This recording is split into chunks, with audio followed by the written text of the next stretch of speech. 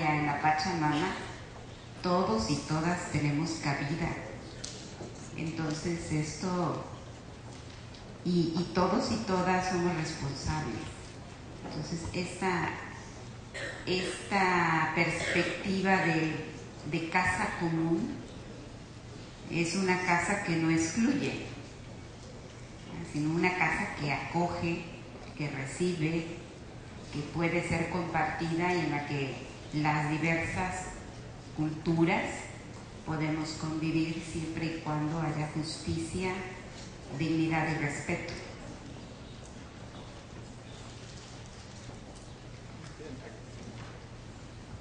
Bueno, aquí tengo tres grupos de preguntas. La primera es sobre la idea de una posmodernidad, digamos, de mercado, light, que es la que tiene que ver, digamos, con la superficialidad.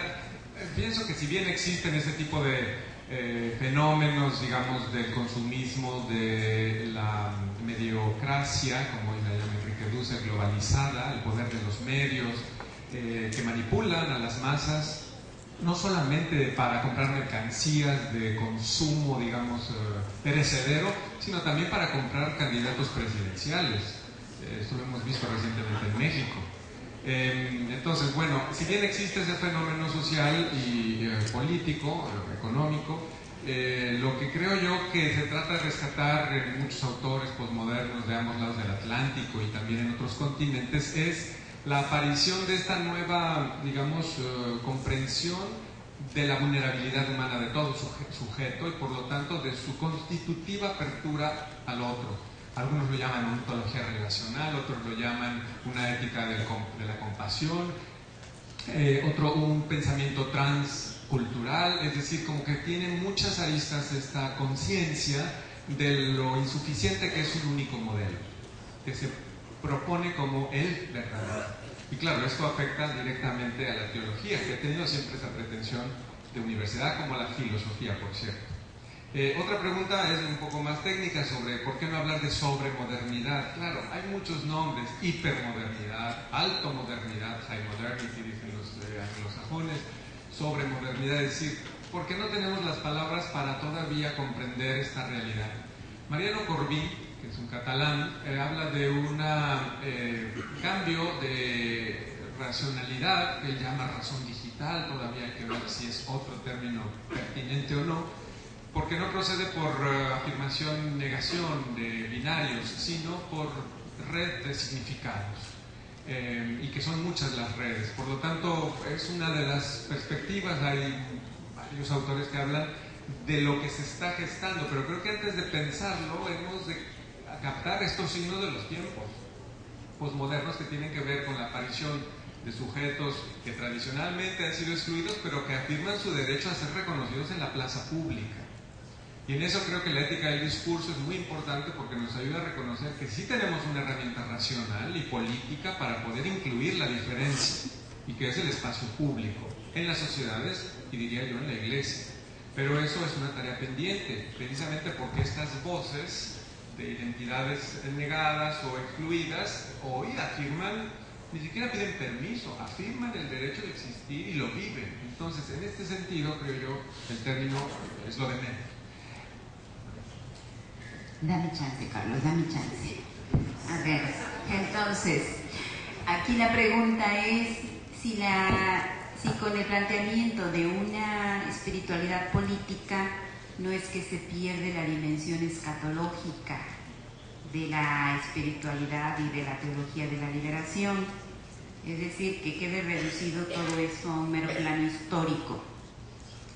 Bueno, yo quiero hacer memoria y traer a la visibilidad, que de verdad extraña que no estuviera, a Ivonne Guevara, y entonces ella habla de que para que un aplauso y un reconocimiento de para decir que la espiritualidad tiene que ser una espiritualidad de ojos abiertos. Ella lo dice muy claramente. Y también afirmar que no nos dé miedo la historicidad. Pareciera que a la gente demasiado espiritual nos da miedo de repente la historicidad. Podemos clamar al Jesús histórico y teologizar sobre el Jesús histórico, pero a la hora de experimentar al Jesús histórico tenemos muchas trabas, seguimos teniendo trabas, y creo que es momento de que no temamos a expresar nuestra espiritualidad en la historicidad política. Y cuando hablo de la historicidad política estoy pensando en lo que vivimos, por ejemplo, en México, las caravanas por la paz ante la violencia, las expresiones litúrgicas ecuménicas de las iglesias que se van a la calle a hacer la celebración en la calle y no en las iglesias, para convocar a la paz, para denunciar la injusticia. O sea, una espiritualidad de ojos abiertos, una espiritualidad que de verdad dé respuesta a las realidades que tenemos. Entonces, yo creo que el temor de perder lo escatológico no tiene por qué haberlo. La esperanza sigue estando, pero una esperanza dinámica, activa y comprometida. Bien, hay un par de preguntas sobre qué pasa con los victimarios, como que no nos queremos olvidar de Caín, qué bueno. Por cierto, hay un escultor brasileño cerca de Recife, que es un gran autor, que tiene sus esculturas en jardines y está, ¿cómo se llama? No recuerdan los brasileños. Renan. Y hace unos meses que fui por allá, fuimos a visitar el museo y tuvimos una entrevista con él. Y en uno de los jardines está Adán y Eva y Caín, no está Abel. Entonces, bueno, ahí salió el reflejo, digamos, ¿por qué no está Abel? Y dijo, porque está en la memoria de Dios, pero nosotros somos responsables de Caín. Esa fue la respuesta de Reina. De algún modo creo dice algo inteligente, es decir, que lo señalaba Torres Queruga en otro contexto, ¿verdad? De qué vamos a hacer con el mal. Somos nosotros, es la antropodicea, es decir, somos nosotros los que de algún modo tenemos que hacer algo ante el drama de la violencia y la espiral de violencia del mal. Y por eso creo que sí, tenemos que pensar en los victimarios, en los verdugos, desde una perspectiva de la transformación del conflicto.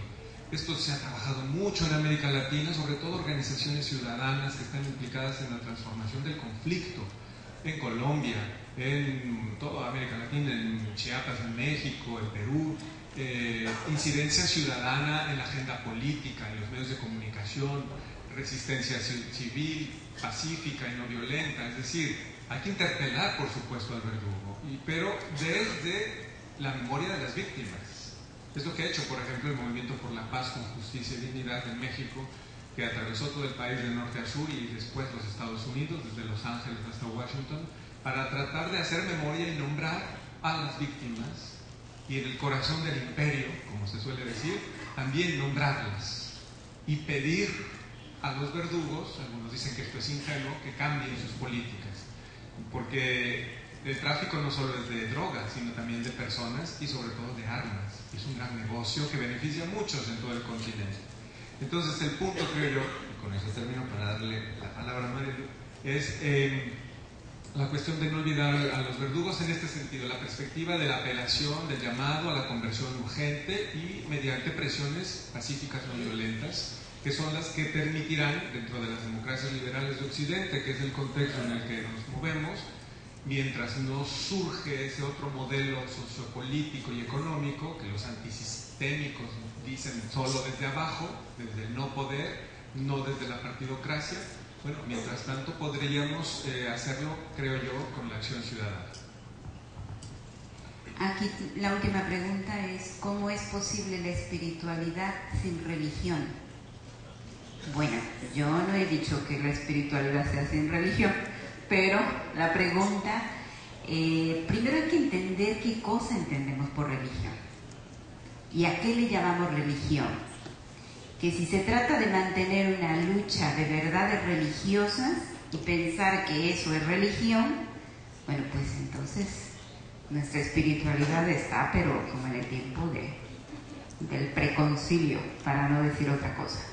Y después, si pensamos que la espiritualidad es transreligiosa, es decir, que rebasa las fronteras de las imágenes del Dios monoteísta, patriarcal, único, absoluto y totalitario, bueno, pues sí, en ese sentido, sí es necesario una espiritualidad que no se quede atrapada en ese molde religioso. Cuando hablo de la espiritualidad transreligiosa, me refiero que va más allá de lo que nosotros entendemos por la religión católica, o religión, más bien, religión cristiana, religión hindú, budista. O sea, entramos en un diálogo interreligioso, que no es nada nuevo, lo estaba proponiendo el concilio hace 50 años. Lo que pasa es que no lo leemos y que además se nos olvida. El alemán, el Alzheimer, nos trae un poco locos y locas, ¿verdad? Entonces se nos olvida. El diálogo interreligioso no es algo que estamos estrenando, ¿verdad? Es algo que ni siquiera hemos leído y que de repente cuando lo leemos nos parece, ahí está, estaba desde hace un buen tiempo. Lo que pasa es que nos cuesta trabajo superar nuestros moldes religiosos, institucionales y nuestra comprensión de las imágenes de Dios. Porque cuando alguien podría decir, bueno, hoy podríamos hablar de la diosa, entonces más de uno o de una se levanta y dice, oye, espérate, ¿pero cómo? Por citar un ejemplo. Entonces, cuando hablamos de una espiritualidad que rebase, que transgreda, que trascienda esos conceptos, bueno, pues estamos también exponiéndonos a que nuestros propios conceptos y experiencias de Dios quedan expuestos, ¿verdad? Y entonces decimos, bueno, sí, Dios, diosa, es más que eso. Nuestro lenguaje es limitado, pero no lo podemos encajonar en un concepto.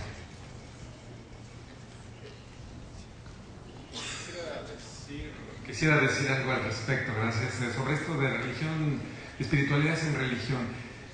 Hay un éxodo de católicos, pero también de practicantes de otras confesiones, de sus iglesias, por una insuficiencia de los modelos eclesiales, litúrgicos, ministeriales, etcétera, para responder a la búsqueda de trascendencia de estas personas, que además ciertamente influidas quizás por una cierta nebulosa New Age, pero que al fin y al cabo buscan interioridad. Y yo creo que ese es un gran desafío para todas las iglesias. Cómo reconectar con esta dimensión mistagógica de la persona y de la comunidad. La comunidad tiene que ser aquella que inicie en los misterios de este amor sin medida ni condición, al que llamamos Dios, pero que podemos llamar de muchos otros nombres. En esta perspectiva, pues creo que las espiritualidades, tanto ecofeminista como la espiritualidad, por ejemplo, en Cataluña, pero también en Costa Rica, hay muchos movimientos de católicos y diferentes iglesias que promueven de alguna manera una espiritualidad del conocimiento silencioso, que es más contemplativa, involucrada con la acción, pero que no se identifica con un sistema de creencias. Creo que son señales de que por ahí hay mucho que explorar. Y creo, en esta perspectiva, que la teología de la liberación tiene ahí una palabra decisiva que recordar, que vivenciar en esta búsqueda, que no se puede tener experiencia de ese misterio amoroso de Dios, sino es desde las márgenes de la historia, desde los excluidos, desde los pobres, porque son aquellos, como lo traté de exponer previamente, aquellas y aquellos que nos subvierten el orden establecido y que desde allí nos ayudan a imaginar otro mundo posible, o que llamamos reino de Dios. En esa perspectiva creo que es una gran oportunidad para redescubrir esta interioridad que buscan a los posmodernos. Gracias, Carlos, gracias, Marilu, y gracias a ustedes por acompañarnos.